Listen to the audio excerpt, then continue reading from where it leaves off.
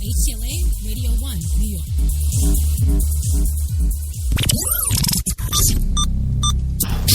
This program is intended for mature audiences only. If you have any homicidal or suicidal feelings, please consult a doctor before listening to this program. Of course, we've got the one and only Jenny McCartney in the booth, the social media goddess herself, pushing those buttons, making the show go again today. And, the co-hosts. I guess we'll go with the co-hosts. We got some of those, of course, coming to us live via satellite, as always, from his perch, I guess, high atop the Mill Bay Studios in beautiful Mill Bay, British Columbia, Canada, is the one and only Louis Lawless. Yes, high atop there. Are you there, Louis? You know how to spell my last name on the check, right? It's Louis Lawless. Yes, we got that. Don't worry. Oh, can we cuss? Can I cuss as I always do on the show? Now you go right ahead, sir. We've got you covered. It's about fucking time. Move on. All right. And also joining us from his wonderful, beautiful, stately, I must say, apartment in Manhattan here in the big city is the one, the only, what's his name again? Oh, yes, Gilbert Godfrey. Are you ready, sir? What the fuck? Huh? Okay. I'm ready. Good. All right. Yes. All right. Gilbert Godfrey joining us from his lovely home here in the city. And also joining us is, of course, the one, the only George Takei, all the way from his home in Los Angeles, California. George, thank you for coming. I think it's a treat to be here talking with you. Yeah. There you go. And thank you. That's awesome. Now, is this thing on? Yeah. It's on. Is this on? Is this on? I can't tap it. I would tap it, but I won't do that. So. There you go. Well. Right. Only one, Meeps. That's us. The only one, HTLA Radio 1, New York. And you're here and you're listening. And this is Straight Talk. And, yeah, we've got 90 minutes of springtime in the city stories for you tonight. And, lots of social injustice stories. I'm in the mood for ranting. We said we weren't going to do a rant show, but here we are, and it's going to turn into a rant show. It is, yes. I can't help but be angry about the stories. You know, there's just too much to be excited about, and everybody's got to bring us down with all this stuff. Stupidity. That's right. And, well, we'll talk about that, too, because we've got a great show coming up for you that we've got in development for a little while now, and we're going to launch that Wednesday, and we'll talk about that a bit later. That's pretty exciting. That's called The Spotlight with Kate and Crush. Absolutely. And tonight, a bit of a free-for-all. We're going to tear it up for you on tonight's Straight Talk. Everything from the day's events to some politics goodiness and the struggle, of course, to maintain home and work. We'll get into it all tonight. Professional businesswomen that I talk to, they do the work, but it's just the corporate work, and they think that's enough because, damn it, I've just put 12 hours a day in today in my job, and right. They feel deserving of something else, not to come home and take care of the kids, and not to come home and take care of the husband, and not to come home and take care of anything else. Right. It's time for them to kick their feet up now and go hit the bars and relax or something. You've got it locked to New York's best talk radio, HTLA Radio 1, New York.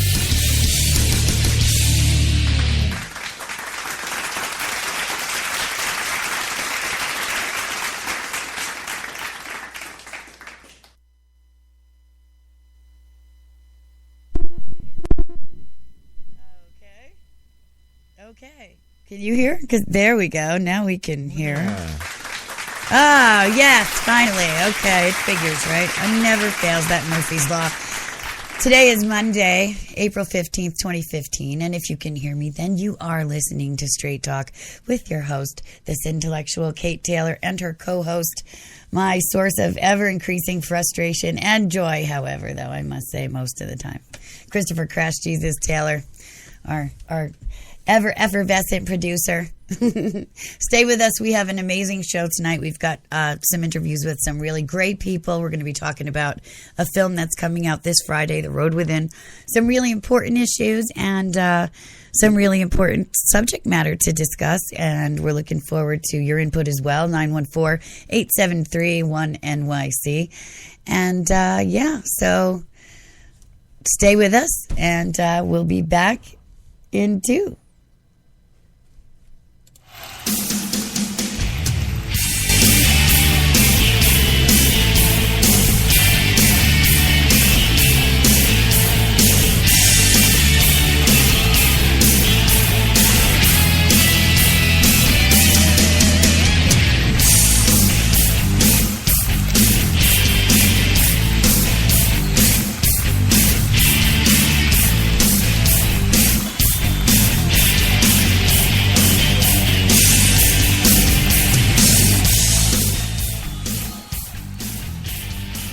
Okay. Only one Meeps. Yes, that's right. HTLA Radio 1 New York. We're going to get right to the talk, too. So if you haven't been over there yet, head on over to our world at HTLA, www.htlaradio1.com. That's the number one, just like us. And as you spend your time with us, we hope it will become clearer and clearer that there can be only one. And that one is this one, HTLA Radio 1 New York. There you go. That's right. And now you're listening to the show that started it all, and it still brings you the best in celebrity guests, timeless topics, and talk that you can take with you. It's Straight Talk. You know it. Our talk's meant to be a gift, and hopefully tonight's show it will be too. Something you can take with you and use long after our broadcast is done. Inane opinion shows abound. So many topics, so many issues, so many rants of self-importance, so many that don't matter.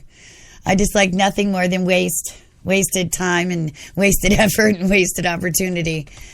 And we've had our fair share of purely entertainment shows, sure, but as we promised this season, Straight Talk's getting back to the root of what put it on the map in the first place. Talking straight about the issues that matter with those to whom they matter most. So that's why I hope you'll keep your iTunes, tablets, and browsers locked in with us.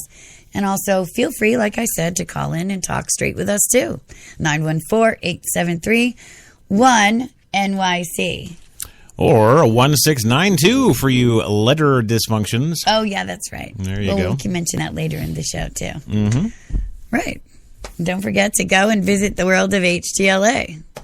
That's right, and we thank you so much for your support. Us some feedback. Yes, send us some feedback at HTLAradio1.com. Right. Well, yes, I'd already done that. That's right. Tonight, like I said, we're going to be talking about a film that is important. I think every single person, actually suffers from this, in some sort of way. One, the things that we're going to talk about that are in this film, to my research and to my mind, whether it's chemical or, nature versus nurture or, specifically situational, they're all anxiety-based. They're all responses to anxiety-based.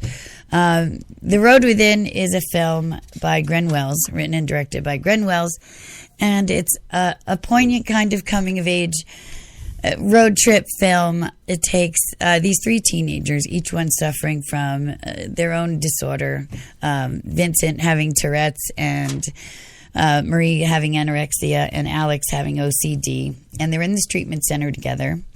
And Kira Sedgwick plays the therapist who runs the center. And Robert Patrick, who was such a hoot to talk to, you'll hear in the interview, he's the father of Vincent, who's running for office. So after Vincent's mother dies, he doesn't have a place for him and, on his campaign trail, so he puts him in this center.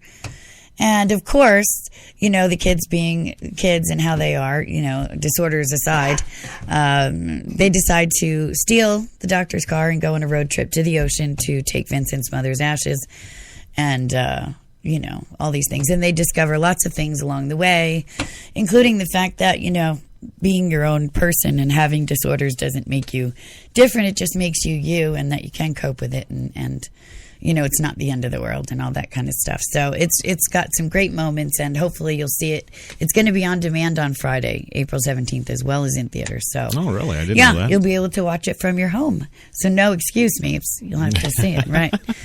So, yeah. So, right, and your take on the film, I guess, is the same kind of thing. It's, we haven't had a road trip film, at least in my close memory. that was No, memorable? very true, and I've always liked those. They've been some of my more favorite films. Sort of on the whole. Usually, if there's a road trip involved, it's good. And this one certainly no different. It's definitely a piece that I'm going to enjoy this Friday. But I do have to get around to some station business here before we move on here. So here we go. Straight Talk is, of course, brought to you tonight by Tim Hortons, New York City. Now with 8 fine locations in the city to serve all your coffee and baked goods needs. That's Tim Hortons, always fresh. Also brought to you by Netflix Original Productions. Make it a Netflix night. And, of course, HTLA Studio 2 in Manhattan is, of course, a PreSonus broadcast studio using our 24/4/2 digital broadcast mixer here every day, day in and day out. The thing's a workhorse. We just love it to death. And if you're looking for anything pro audio, check them out, PreSonus.com. And, of course, by a Fierce Kitty Omnimedia. Yes. Meow. Yes. Yes, that's me. Also, be sure to follow us on Twitter, the station. You can follow us at HTLA Radio 1. That's the number 1. For yours truly, it's at Crash Talkin'. And for the critical... Critical tweets, yes. Yes, the critical tweets. The critical that's tweets right. that I don't use that Twitter anymore, at Fierce Kitty Kate, because that's the big one. But it's, what is it now? HTLA Kate Taylor? Or, yeah, I think so. That's the new one, because they locked me out of Fierce Kitty Kate, as everyone well knows now. Yes, because you're not you. They accused me of not being me, that's right. Okay. And finally, remember to join us here every week, because you never know who's going to show up on Straight Talk to talk straight. That's right. Now, yes, before we roll, though, it's time to say it. Oh, it is. Yes, it we is. cannot forget that. It's a staple of Straight Talk. Ready? All righty. Ready? I'm ready. Okay. Tonight's show is... Powered by Procast. Oh, yeah.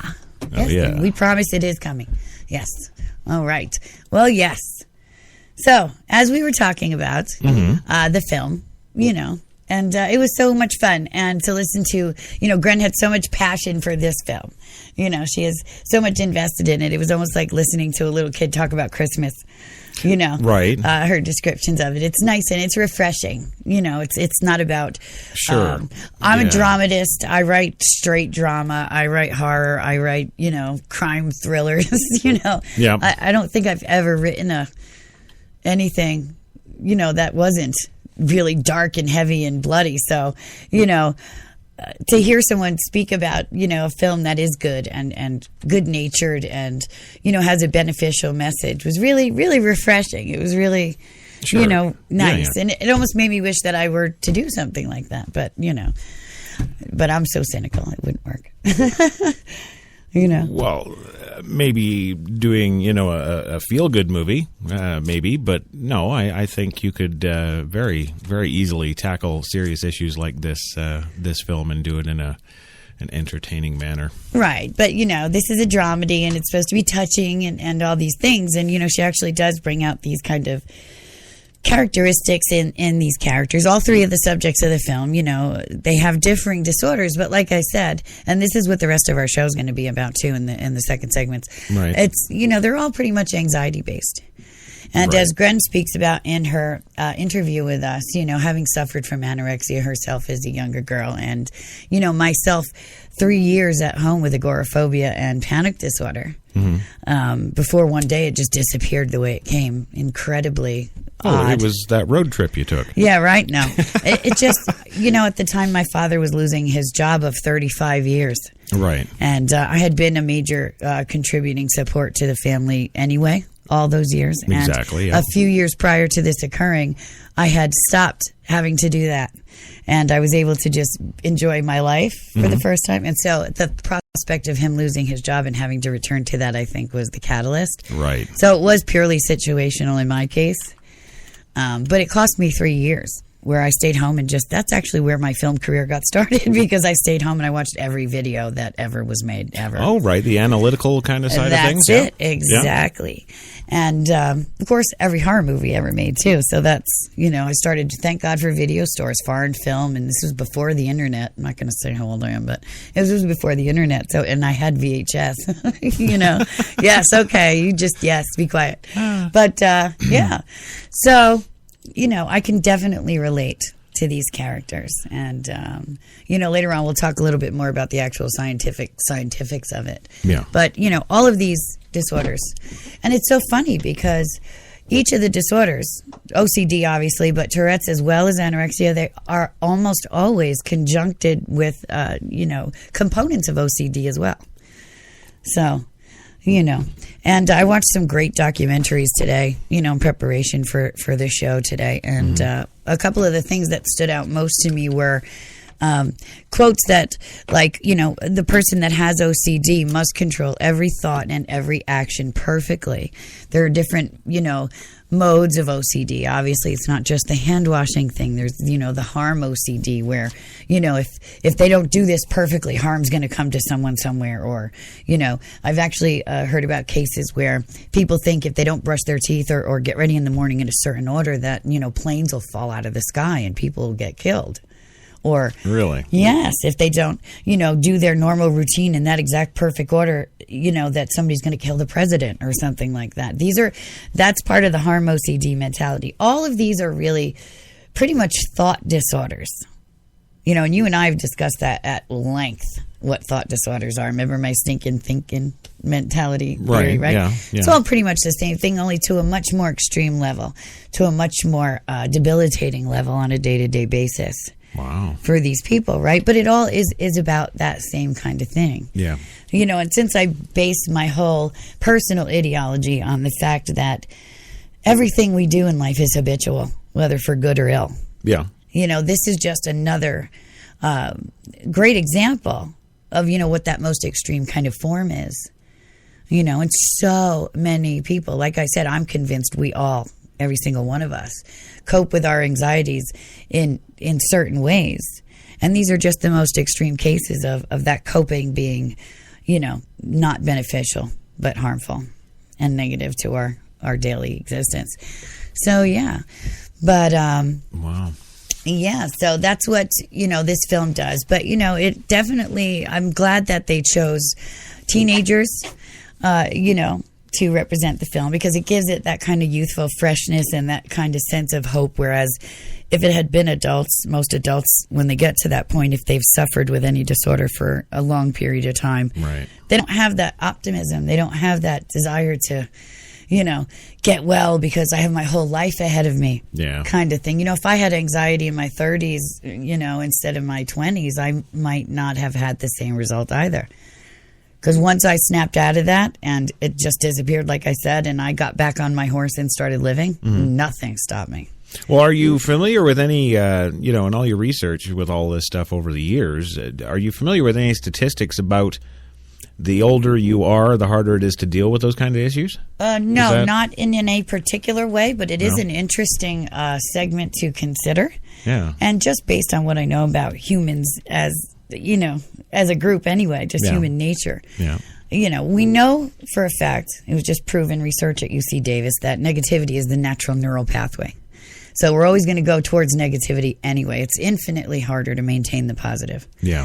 So, because it takes work, and everybody's just, path of least resistance, Sure, yeah. So, I would have to say absolutely then, the older you are, the more difficult it is to kind of muster that, well, what's, to defeat that what's the point ideology. I only have 20 years left. I only have 40 years left. And if I haven't done it by now, what's the point? And, I haven't gotten any better. I'm never going to get better. And, we just did a documentary. We just did a show a couple weeks ago about depression and suicide. And right there, those statistics, about the amount of people that just jump off the Golden Gate Bridge, and the stories and the families and the devastation, and how many of these people just suffered anxiety-based disorders that could have been helped and could have been handled, with the exception of like bipolar and, so obviously schizoid affective disorder, thing like that. I think that, most things with cognitive therapy and medication can absolutely be managed, and never give up on yourself, and then you have these things, obviously, which have side effects that are unmanageable, and they cause you social awkwardness and social harm, and, the body dysmorphic idealism with anorexia that, you gain 2 pounds and, oh my God, I'm fat, that kind of thing. and with the Tourette's, the unexplainable and uncontrollable tics and the things that occur, those symptoms that are just devastating in social situations. And they're isolating just, on their own as well. Yeah. I can't imagine, and I wish so much we had a bit more time, Gren and I, because I would have loved to have, really gone into the more psychological side, because me, I could talk forever about that sort of thing. Sure, yeah. So, but unfortunately, it's about the film, but maybe she'll come back and we'll do something like that at some point. But we're going to actually get into the interviews when we come back from our commercial break. And you're going to hear from the horses' mouths themselves. And it's a really great interview, and it's fun. And, so please stay with us after the commercial. We're going to let you hear that, and we'll be back in 2. Back in 2. And you're listening to Straight Talk with Kate and Crash on HTLA Radio 1, New York.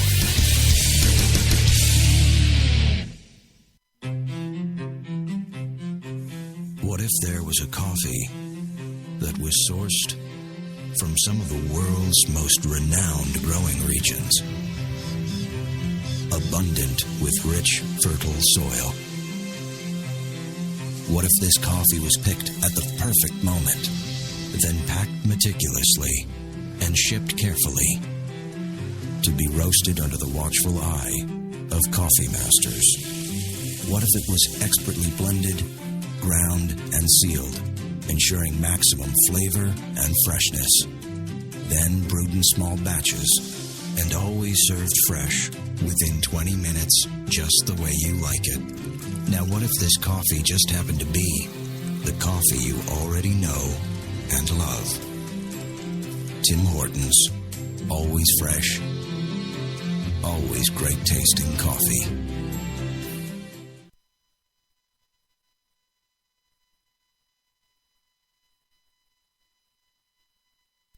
Once again, every sip of your favorite coffee gets you closer to spectacular prizes with the return of Roll Up the Ring to Win. Like one of 1,000 Napoleon Gourmet Grills. One of 100 $5,000 MasterCard prepaid cards.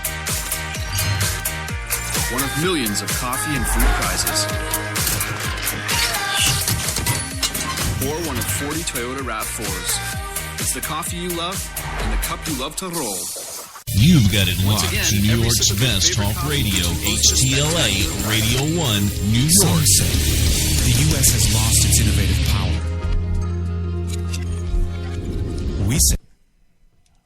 Okay, well, we're back, and yes, we're having a little technical glitches abounding, but that's okay. It's just our anxiety. No, stuff happens, and but we're going to roll with that interview now, so definitely keep your ears peeled because it's great information. It's some great, funny conversation, and I hope you enjoy it as much as we did. And we'll be back when it's over. So enjoy. So those sound good so far. Nice to meet you both. Thanks for coming. I am the director, and I boss people around. Hi, Gren. Nice to meet you. In a very sweet way. She's not like bossy, like bossy. Oh, okay. Well, that's good. Oh, that's okay. We just want to talk to Robert F. and Patrick. Right. Oh, yeah. Robert M.F. and Mother. Yeah. That's it. We do our research, so. That is officially his name. I know. I call him RFP for Robert Patrick. I read that somewhere, and that's why. Wow. Yes. I thought it actually got out otherwise. I like that I'm spreading a rumor. That's it. Here, you're on, and I was driving along in the car, and I actually missed the turn because I saw Robert fucking Patrick. Wait, is this radio? Should we not curse? Fun. It's all about having fun. Yeah. Let's focus. Okay. Okay, I guess, well, let's start. Gren, you want to just, as always, tell us about the film. So, The Road Within is about a young man with Tourette syndrome, and at the beginning of the film, his mother passes away, and she was his primary caregiver. So his estranged father is forced to step in, but he's running for political office and does not want his son on the campaign trail because he's embarrassed of him. So he puts him into a clinic that is run by a very unconventional doctor. And once there, he falls in love with a young anorexic girl And together, they decide to steal the doctor's car, but end up having to kidnap the OCD roommate when he threatens to tell on them. And with the dad and the doctor in hot pursuit, the three kids go on this life-changing road trip to go deliver the ashes of his mother to the ocean. Awesome. Absolutely awesome. And I read a bit about how, you came up with it, how, it was originally a German film. You'd seen the trailer, you got the rights, you wanted to do it. It was something, you felt very strongly about doing for all of the, varied disorders. You did your research extensively. So, Robbie, let me ask you, you had the most grueling, actually, kind of disorder, I guess, the most physically demanding. And I did read about how it was almost, a year and a half of preparations and studies for this. So how tough was that? It was beneficial to have the prep time. Physically, it was quite physically demanding. I think Robert Patrick kept saying to me on set, kept going, "You're going to need a fucking massage, man. You're going to need a 5-10 massage." So, yes, that I had. But physically, I mean, in the prep time, it was important to sort of come up with my own Tourette syndrome, because I think, again, it's a testament to the sort of creativity of the syndrome, but no two people have the same sort of physical tic expressions, Right. So in that time, I kind of came up with all my own tics and just kind of let them get under my skin, and that was kind of and sort of make them pronounced and make them expressive, So all of that preparation was absolutely vital. And then after that, it wasn't too physically demanding, because I suppose it felt like I was riding a bike. But there was a lot of sort of nervous energy in my body, I think, which Gren quite rightly corrects that I always have. It wasn't just for this role. He is just that spastic. Whether or not I'm playing a character with Tourette syndrome or just walking to the shop, I think I probably have a lot of extra energy in my body. So, yeah, I mean, it was physically demanding, but... that's why he was perfect for the role. Right, yeah, great casting, sure. Nailed it. But I know, it's funny, because I also read somewhere where, all three of the characters you chose, the OCD and even the anorexia, as well as the Tourette's, it's funny how they're all anxiety-based, isn't it? Yeah. All these things develop that way. Well, it really is. It just is a bigger topic of mental health, because everyone has issues, whether you can see them or not. Right. Obviously, varying degrees of stuff, where sometimes it is stifling to even get out the door. But I like how the film opens the discussion about mental health, and how we're really trying to destigmatize it. Mm-hmm. Physical pain doesn't have any stigma, so why should mental? Right. It's true. And it's great that this film actually does open the door to it. We're going to build the rest of the show kind of around that social issue, too. So, because that's what we do. So, that's why the film was perfect for the show. Because as long as it has a social angle, I'm there, So, it worked out great. Robert, are you ever going to play a nice guy? Oh, I played a nice guy in this movie. Well, it kind of turned out to be, but... Isn't that true of everybody? I mean, Robert Rhodes is a human being. He had a hard time dealing with an imperfect son, and it was a tough thing for him to wrap his head around. Right. I'm certainly not afraid of playing somebody that's ugly in their demeanor and the way they deal with things, and it was a juicy part for that reason. Right. Well, it's funny, and I have some other questions, too, obviously, aside from the film, because we have a lot of fan bases that listen, all your personal fan bases, too, I might add. So, obviously, we don't have to worry about longevity for you in this industry. As your career kind of matures, Robert, what kind of roles would you ideally like to play? What would you like to stretch and play? As long as there is a stretch, that's the main sort of attraction for me. I mean, I think I'm very restless by nature when it comes to the work. I like to, the type of roles. I think it's anything that provides a challenge. Instead of sort of going, well, I'd like to play a musketeer. I just genuinely like to go somewhere that's exciting, that's going to offer me a bit of new life, a bit of a challenge. I like coming away from a job and having a sense of achievement, having a sense that I've kind of I've made something, worthy of making. So it's just more stuff like that, really. And then it's just sort of irrespective of genre, and also the other thing is if I feel like I'll get to work with actors, directors who are just amazing and whose work I love, then I would jump in both feet first to get a chance to work with people like that, Right, definitely. Well, the first time I saw you was actually your stint on The Tudors, and that's when you stood out for me, just that episode. So I've been following you ever since. I'm a big. I never saw that. Yeah. I never even saw that. Yeah. Where we smash up a church. Yeah, that's right. We did a 15-hour day in Dublin smashing up a church altar. Wow. It was like the opening to an episode. Good, clean fun. Awesome. Yeah, punching the Virgin Mary.